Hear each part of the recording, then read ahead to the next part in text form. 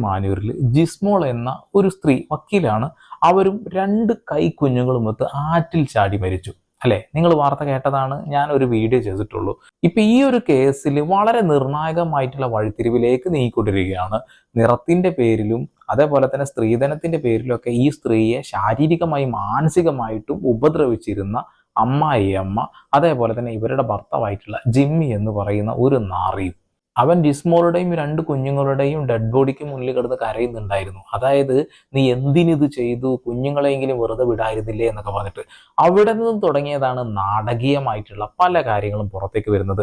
ഇവരുടെ വീട്ടിൽ ജോലിക്ക് നിന്നിരുന്ന ഒരു സ്ത്രീ ഉണ്ട്, മോളി എന്നാണ് അവരുടെ പേര്. അവർ ഒരു ചാനലിൽ അവരുടെ ഒരു വോയിസ് നമ്മൾ കണ്ടു. അതായത്, ഈ ഒരു ദിവസം ഇവർ മരിച്ചു എന്ന് പറയുന്ന ദിവസം വീട്ടിൻ്റെ അകത്ത് നിന്നും കുട്ടി കരയുന്ന ശബ്ദം കേട്ടതും, അതുകൂടാതെ തന്നെ വീട്ടിലേക്ക് ജോലിക്ക് പോയ സമയത്ത് ജിസ്മോൾ പറയുന്നു, ഇന്ന് ജോലിക്ക് നിൽക്കണ്ട, പൊക്കോളാൻ എന്നുള്ളത്.